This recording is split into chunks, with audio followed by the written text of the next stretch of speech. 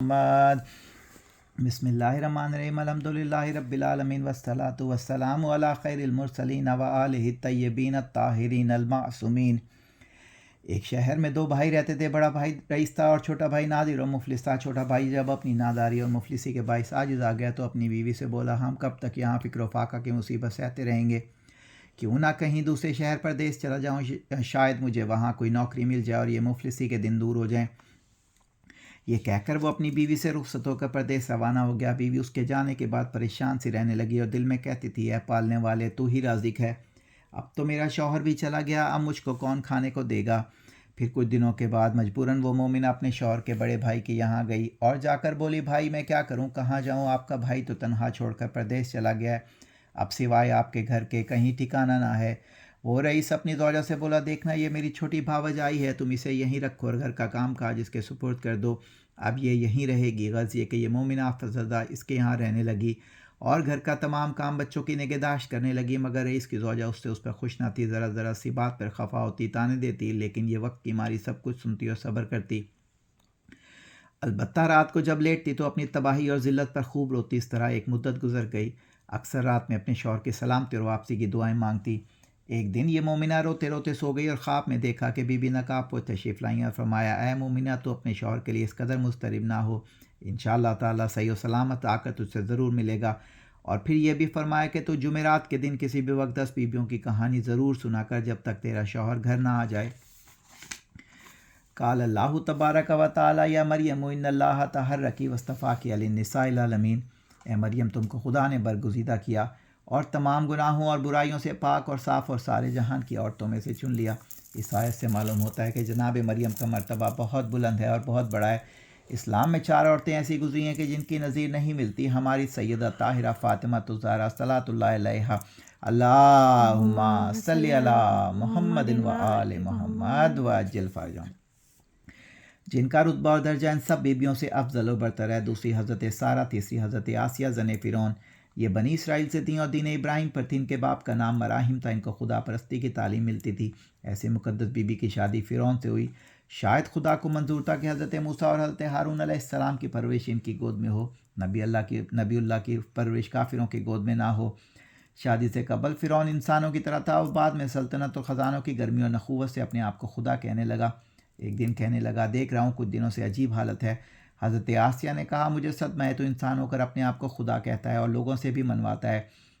اس پر فرعون نے کہا، کیا تم موسیٰ اور ہارون کے خدا پر ایمان لے آئی؟ حضرت آسیہ نے جواب میں کہا، 40 سال ہو گئے۔ اس پر فرعون بولا، تجھے میرا خوف نہیں؟ حضرت آسیہ نے جواب دیا، مجھے تیرے خوف سے زیادہ اللہ کا خوف ہے، میں تجھ سے سخت متنفر اور بیزار ہوں۔ یہ سن کر وہ آگ بگولا ہو گیا۔ حضرت آسیہ کو پھر فرعون نے زمین پر لٹا کر ہاتھوں اور پیروں میں میخیں گڑوا دیں۔ دوسری عورت ہوتی تو چیختے چلاتے، مگر کافر کی صحبت سے موت کو ترجیح دیتی۔ آسیہ تیرے ایمان و یقین کا کیا کہنا؟ چوتھی عورت حضرت ہاجرہ، جن کو حضرت ابراہیم پہاڑی پر چھوڑ آئے تھے۔ حضرت ہاجرہ بچہ شیر خوار حضرت اسماعیل تنہا توکل بخدا راضی برضا رہیں۔ پانی دور دور تک نہ تھا، بچے کو چھوڑ کر پانی کی تلاش میں 7 مرتبہ پہاڑی پر چڑھیں اور اتریں۔ بچہ روتا رہا۔ پہاڑی پر چڑھنے اور اترنے کے اثناء خدا نے پانی کا انتظام بچے کی ایڑیاں رگڑنے سے چشمہ زمزم کی صورت میں کر دیا، جس سے دنیا سیراب ہوئی اور شہر آباد ہونا شروع ہو گیا۔ جب حضرت ابراہیم حضرت اسماعیل کو قربان کرنے کے لیے لے چلے تو جناب ہاجرہ خاموش رہیں۔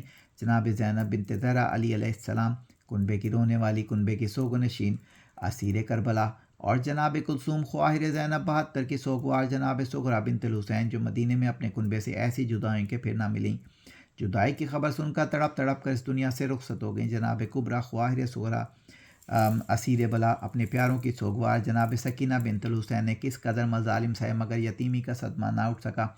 اپنے بھائی بہنوں پھوپھیوں وغیرہ کی رہائی کی تمنا لیے قید خانہ شام میں رحلت پائی۔ ان تمام مصیبتوں کو مد نظر رکھ کر یہ گریہ ازاری کر کے یہ کہانی پڑھے یا سنے اور قدرت کی نظر عنایت کا مشاہدہ کرے، اور کہانی یہ ہے۔ ایک روز وسیع سید المرسلین علی امیر المومنین حضرت علی ابن ابی طالب نے شفیع محشر حضرت محمد مصطفیٰ صلی اللہ علیہ وآلہ وسلم، اللہم صلی علی محمد و آل محمد وعجل فرجہم، کو مہمان کیا، لیکن اس دن گھر میں کچھ نہ تھا۔ آپ تھوڑا جو کہیں سے قرض لیا اور جناب سیدہ نے اس کو پیس کر 6 روٹیاں پکائیں۔ حضرت ختمی مرتبہ تشریف لائے اور اپنے برادر امی بیٹی اور نواسوں کے ساتھ دسترخوان پر بیٹھے۔ جناب سیدہ نے ایک روٹی فضا کنیز کو دی اور باقی پنجتن میں منقسم ہوئیں۔ بعد فراغت طعام جناب سیدہ نے عرض کی، کل میری طرف سے دعوت قبول فرمائیے۔ حضور نے قبول فرما لیا۔ اس طرح یک کے بعد دیگرے دونوں نواسوں نے بھی اپنے نانا کو دعوت دی۔ حضرت علی علیہ السلام نے ہر روز سامان خورد و نوش فراہم کیا۔ جب چوتھے دن کھانے سے فراغت پا لینے کے بعد حضور تشریف لے چلے تو دیکھا فضا کنیز دروازے پر کھڑی ہیں۔ آپ نے دریافت فرمایا، فضا کیا کچھ کہنا چاہتی ہو؟ حضرت فضا نے نہایت مؤدبانہ طریقے سے عرض کی، کنیز اس قابل تو نہیں کہ حضرت کو کھانے پر مدعو کر سکے، مگر پھر بھی استدعا کرتی ہے کہ کنیز کو عزت بخشیے۔ یہ سن کر پیغمبر خدا نے کنیز کی دعوت بھی قبول کر لی۔ الغرض حضرت بیٹی کے گھر معمول کے مطابق تشریف لائے۔ سب تعظیماً اٹھ کھڑے ہوئے۔ فضا نے گھر میں کسی سے بھی ذکر نہیں کیا تھا کہ آج میں نے حضور کو دعوت دی ہے۔ نبی کریم نے خود فرمایا، آج ہم فضا کے مہمان ہیں۔ حضرت علی نے چپکے سے الگ سے فضا سے کہا، مجھ سے پہلے تو بتلا دیتی تاکہ میں انتظام کر دیتا۔ فضا نے ادب سے عرض کیا، متوقع نہ ہو، اللہ تعالیٰ مسبب الاسباب ہے۔ اس کے بعد وہ ایک گوشے میں جا کر 2 رکعت نماز حاجت پڑھ کر بارگاہ الہی میں دعا کے لیے ہاتھ بلند کیا اور گڑ گڑا کر دعا مانگی۔ اے قاضی الحاجات، استحی دستی اور ناداری، تو عالم دانا، اس کنیز نے تیرے حبیب کو مہمان کیا ہے، تجھے واسطہ دیتی ہوں اسی محبوب کا اور اس کی آل کا۔ پروردگار مجھے شرمندہ نہ کرنا، ابھی دعا قبول نہ ہوئی تھی، ابھی دعا پوری نہ ہوئی تھی کہ دیکھا کہ سامنے طبق نعمت ہائے جنت سے بھرا ہوا رکھا ہے۔ دیکھ کر فوراً سجدہ شکر بجا لائیں اور پھر اسے حضور کے سامنے رکھ دیا۔ حضرت نے گھر کے تمام افراد کے ساتھ پھر تناول فرمایا اور بعد فراغت طعام فضا سے انجان ہو کر مخاطب ہوئے، فضا یہ کہاں سے آیا؟ گو آپ بخوبی واقف تھے، محض یہ بتانا چاہتے تھے کہ ہمارے گھر کی کنیزیں بھی اللہ تعالیٰ کو اتنی پیاری ہیں کہ ان کے سوال کو رد نہیں کرتا۔ محمد و آل محمد کی سچی محبت اور اعتقاد سے سب کچھ مل سکتا ہے، خدا کے خزانے میں کسی چیز کی کمی نہیں۔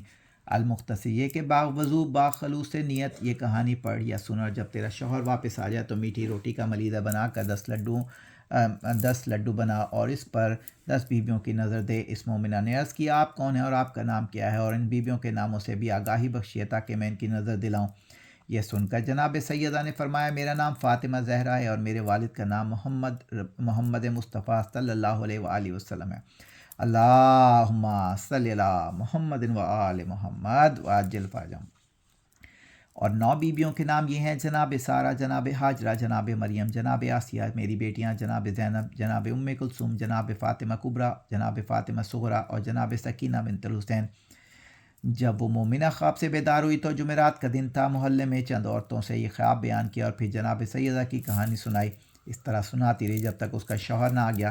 ایک دن اس کا شوہر اپنے ساتھ بہت سا مال و اسباب لیے وارد ہو گیا۔ مومنہ خوش ہوئی اور اپنے صاحب کا مکان میں چلی اور یہاں آ کر ہدایت کے مطابق باخلوص نیت ملیدے کے لڈوؤں پر نظر دلائی اور لڈو تقسیم کیے۔ انہی لڈوؤں میں سے لے کر اپنے شوہر کے بڑے بھائی کے گھر پہنچی، شوہر کی بھاوج کو دیا اور ساری کیفیت مختصراً بیان بھی کر دی۔ اس مغرور بھاوج نے وہ لڈو فوراً واپس کرتے ہوئے کہا، یہ لے جاؤ، میں ایسی اینٹ اور پتھر کی چیزیں نہیں کھاتے۔ بیچاری مومنہ وہ لڈو واپس لے آئے اور با احترام خود نے کھا کر خدا کا شکر ادا کیا۔ اب اس مغرور بھاوج کا حال سنیے۔ رات کو وہ مغرور اور سوئی صبح کو اٹھی تو کیا دیکھتی ہے کہ اس کے سارے بچے مرے پڑے ہیں، گھر کا کل سامان غائب ہے۔ یہ دیکھ کر میاں بیوی کے حواس جاتے رہے، دونوں بہت روئے۔ جب کئی دن گزر گئے تو پھر آپس میں کہنے لگے، یا اللہ، بھوک سے برا حال ہے، کیا کروں، گھر میں ایک دانہ بھی نہیں کہ کچھ کھاؤں۔ بالآخر شوہر نے کہا کہ میری بہن کے یہاں چلو۔ گھر میں تالا لگا کر دونوں چل دیے۔ راستے میں چنے کے ہرے بھرے کھیت نظر آئے۔ اس کے شوہر نے بہت سے ہولے اکھاڑ کر بیوی کے ہاتھ میں دیے۔ عورت کے ہاتھ میں وہ ہولے فوراً سو کر گھاس ہو گئے۔ دونوں بہت گھبرائے اور پھینک کر آگے بڑھے۔ کچھ دور چل کر تر و تازہ گنے کا کھیت ملا۔ شوہر بھوک اور پیاس سے بے تاب تھا، گنے دیکھ کر بے قرار ہو گیا۔ پھر اس نے بہت سارے گنے کھیت سے توڑ کر بیوی کو دیے۔ جو ہی عورت کے ہاتھ سے مس ہوئے، سارے سوکھ کر لکڑیاں بن گئے، انہیں بھی پھینک کر آگے بڑھ گئے۔ بدقت تمام بہن کے گھر پہنچے، الگ کمرے میں بٹھایا گیا۔ پہلے گھر والوں نے کھانا کھایا، بہن نے بچا کچا نوکر کے ذریعے ان کو کھانا پہنچوا دیا۔ یہ دونوں کئی دن کے بھوکے تھے، کھانا دے کر بہت خوش ہوئے اور پھر دونوں کھانے بیٹھے۔ جیسے ہی پہلا نوالا اٹھایا، شدید بدبو آئے، دونوں سر پکڑ کر بیٹھ گئے۔ بالآخر بھوکے ہی سو گئے۔ صبح ہوئی تو شوہر نے بیوی سے کہا، یہاں پر جو بادشاہ ہے وہ میرا دوست ہے، چلو اس کے یہاں چلیں، دیکھو اس مصیبت میں وہ ہماری کیا مدد کرتا ہے۔ دونوں بادشاہ کے یہاں پہنچے۔ خبردار نے اطلاع دی، حضور آپ کے پاس ایک مرد اور ایک عورت آئے ہیں، بہت خستہ حالت میں ہیں۔ بادشاہ نے اندر بلا لیا اور بڑے ہی تپاک سے اور دیکھتے ہی پہچان لیا اور بڑے تپاک سے ملا۔ پھر ان کے لیے کمرہ خالی کرایا اور کہا، دونوں غسل کر کے آرام کر لو۔ بادشاہ نے حکم دیا، ہمارے مہمانوں کو 7 قسم کا کھانا بھیجو۔ بادشاہ کے حکم کے مطابق 7 خوان ان دونوں کے لیے لائے گئے۔ شوہر بہت خوش ہوا، بیوی سے بولا جلدی اٹھو، اللہ نے ہم کو نعمت بھیجی ہے۔ بیوی ہاتھ دھو کر کھانے کے پاس آ بیٹھی، جیسے ہی کھانے کو ہاتھ لگایا کھانا سڑ گیا اور کیڑے چلتے پھرتے نظر آنے لگے۔ اس کا شوہر حیران رہ گیا، یہ کیا ماجرا ہے؟ اگر بادشاہ سے شکایت کرتے ہیں تو وہ ناراض ہو جائے گا کہ میں نے تازہ کھانا بھیجا، تم بدنام کرتے ہو۔ شوہر بہت گھبرایا، بیوی سے کہنے لگا اب کیا کروں، اتنا بہت سا کھانا سڑ گیا۔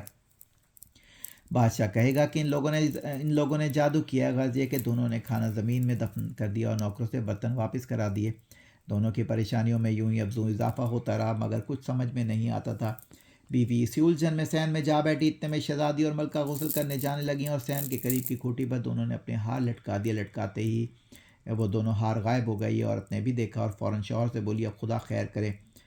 شوہر نے پوچھا کیا ہوا؟ بیوی نے سارا واقعہ ہاروں کے فوراً غائب ہو جانے کا بیان کر دیا اور یہ بھی کہا کہ اب یہاں سے جلدی نکل چلو، کہیں ایسا نہ ہو کہ بادشاہ ہم پر الزام لگا کر ہم دونوں کو قید یا قتل کرا دے۔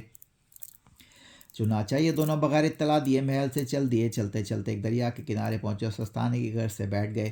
شوہر نے بیوی سے کہا نہیں معلوم ہم سے کیا خطا ہو گئی جو ہم پر یہ ایسا عذاب نازل ہوا ہے۔ بیوی بولی یہی میں کہتی ہوں کہ ضرور کوئی گناہ مجھ سے سرزد ہوا ہے۔ بہرحال اسی غور و فکر کے بعد بیوی نے شوہر سے کہا ایک مرتبہ جب تمہارا بھائی تلاش معاش کے لیے پردیس کیا تھا اور عرصہ دراز تک لاپتہ رہا، تمہارے بھائی کی بیوی جب پریشان ہوئی تو ہمارے یہاں آ کر رہنے لگی۔ کچھ دنوں کے بعد اس نے خواب میں دیکھا کہ بیوی نقاب پوش آئی ہیں اور بولی ہیں کہ اے مومنہ تو 10 بیویوں کی کہانی سن یا پڑھ، انشاءاللہ جلد تیرا شوہر آ جائے گا اور اپنے ساتھ بہت سا مال و زر بھی لائے گا، پریشان نہ ہو۔ خواب کے بعد تمہاری بھاوج برابر کہانی سنتی رہی، یہاں تک کہ تمہارا بھائی آ گیا۔ تمہاری بھاوج نے حسب ہدایت نقاب پوش بیوی باخلوص نیت ملیدے کے لڈوؤں پر نظر دلوائی اور پھر تقسیم کیا اور مجھے لڈو دینے آئی۔ میں نے لینے سے نہ صرف انکار کیا بلکہ یہ بھی کہا کہ ایسے اینٹ اور پتھر کھانے والی نہیں ہوں۔ وہ چپکی لڈو لیے واپس چلے گی۔ میں سمجھتی ہوں اس کے بعد ہی سے ہم پر یہ مصیبت نازل ہوئی ہے۔ شوہر نے کہا ہے بد نصیب، تو نے ایسے غرور اور تکبر کے کلمات کہے، جلدی توبہ کر، معافی مانگ تاکہ ہم لوگ اس مصیبت سے نجات پائیں ورنہ تباہ ہو جائیں گے۔ اس عورت نے پھر اسی دریا میں غسل کر کے نماز حاجت پڑھی اور رو رو کر دعا مانگنے کے لیے ہاتھ بلند کیے اور بولی اے بنت رسول اللہ، اس مصیبت کے عالم میں مدد فرمائیے، میری گستاخی کو معاف کر دیجیے۔ شوہر کہنے لگا ہمارے پاس تو کچھ بھی نہیں کہ ہم کس طرح نظر دلائیں۔ پھر یہ کہہ کر اس نے ریت اکٹھا کر کے اس کے 10 لڈو بنائے۔ پھر باخلوص سے نیت 10 بیویوں کی نظر کا ارادہ ہی کیا تھا کہ وہ لڈو سارے موتی چور کے ہو گئے۔ اس نے ان پر نظر دی اور دونوں نے درود پڑھ کر لڈو کھائے، پانی پیا، شکر الہی ادا کیا۔ شوہر نے پھر کہا اب گھر چلو، ہماری خطا عفو ہو گئی۔ اب وہ گھر پہنچے تو دیکھا مکان اصلی حالت پر ہے، بچے زندہ ہیں، نوکر اپنے کاموں پر مامور ہیں، ہر چیز اپنی جگہ موجود ہے۔ بچے تلاوت قرآن مجید کر رہے ہیں۔ ماں باپ نے بچوں کو سینے سے لگا لیا اور بہت خوش ہوئے۔ اے پاک اور مقدس بیویو، جس طرح آپ نے اس عورت کی خطا معاف کی، اس طرح کل مومنین و مومنات کی خطائیں عفو اور سب کی دلی مرادیں بھی برآئیں۔ آمین ثم آمین۔ اللہم صلی علی محمد و آل محمد وعجل فرجہم۔